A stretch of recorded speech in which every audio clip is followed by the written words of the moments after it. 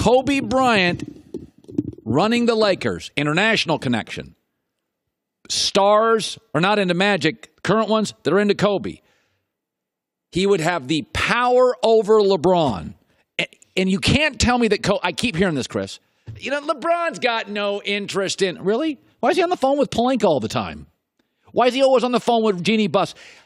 Kobe's not going to be doing Hollywood projects when he's 60. It's not. If he loved Hollywood, he would have lived it here and not Orange County. Colin, I have to say this. By the way, better lighting on Broussard. It seems dark. There we go. I want to see your handsome face. When they first Magic left, and I thought, Kobe, Rambis, or don't bring in a former Laker that is just a former Laker. And then I started thinking about Kobe. And you're right. He is incredibly intelligent. He is a hard worker. He's a grinder. Oh, yeah. Gym rat. Right. Kobe's not averse to the analytics and the new technology of today. He would obviously know how to get that organization in place. I actually think your theory is a really good one. I really do. And Kobe has said all the right things about LeBron as a Laker. Don't blame him. It was injuries. He's been great in that regard. But he's human. And he's Kobe, and he's competitive, and he's always wanted to be the best player ever. He thinks he's better than Michael Jordan and LeBron. How do you think he felt? Kobe's got 3 rings in the prime of his career, scores 81 points, and everybody's saying LeBron James is better. And all of the media, including myself, have put LeBron James ahead of Kobe Bryant. There's got to be a part of him that's enjoying LeBron struggling here. Oh, come on. And his stature, even Kobe not playing a minute anymore, and his stature keeps rising and rising. And if your theory were to come to pass, and he does do a good job, because, again, I do think he is equipped to do a good job. He has the skills and the intelligence. He could become like the next Jerry West, maybe. By the way, if you look at Jerry West's history, and you look at Kobe's history, I'm not going to do a deep sociological dive, but there are things about both of their childhoods, about the intensity, being doubted by people around them. Jerry's to this day intense. Jerry's 80, smart, and intense. And Kobe's never going to shut that off. I don't think Hollywood satiates Kobe's intellect or his drive. Well, the only thing I wonder about, because, again, I really think your theory is really good, but I do wonder if Kobe really wants to do it full time. It's a great thing to be able to give your opinion, to be consulted on things, but not have to deal with the daily grind and the responsibility of it. Kobe, he's made a transition to life after basketball incredibly well. And I do wonder if he'd be willing to give all that up.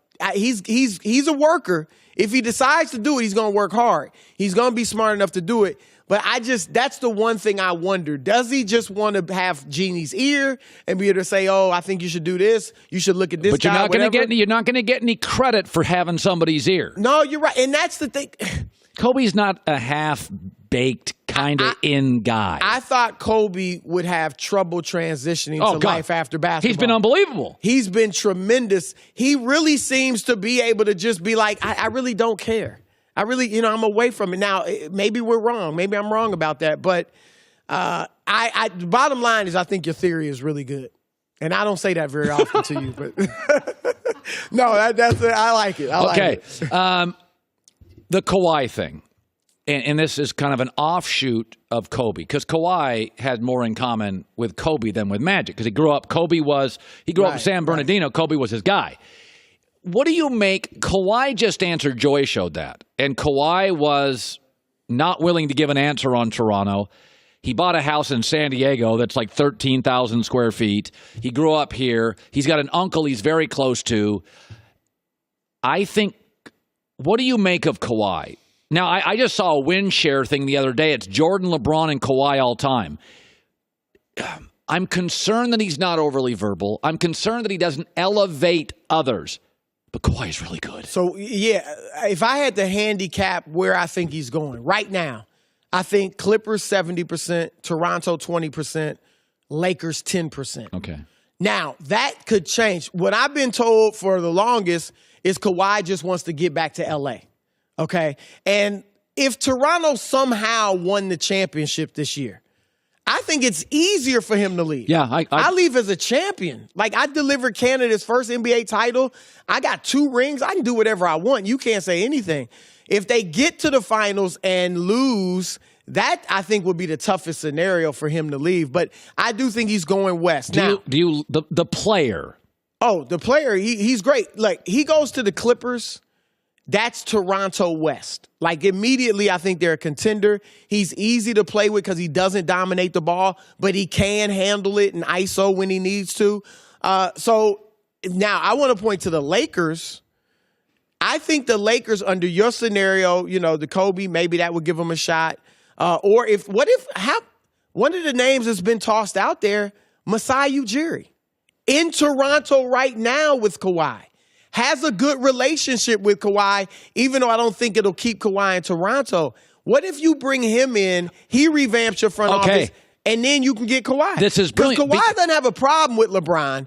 It's just I don't know that he necessarily wants to. This is brilliant. If Jeannie hires the Raptors general manager, it makes it easy for Kawhi to go, I mean, the one guy I loved here. Right. I would have stayed.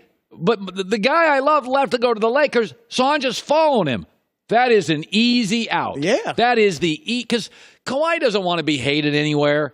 But if you take the guy that he can claim that's my guy, and then you go, I'm from L.A., they took the GM, that becomes an incredibly easy out for Kawhi. Look, Colin, earlier in the season, LeBron James's camp was convinced they were getting Kawhi in L.A. with the Lakers.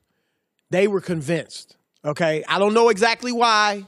They didn't tell me why. They said, we getting him. A few months ago, that confidence waned, and now I'm not hearing that. I don't think they think they're getting him.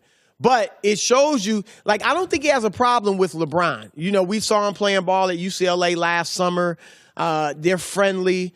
I just don't know if he wants all the, Kawhi just wants to play basketball. Right. And be left alone and be in California in the nice weather.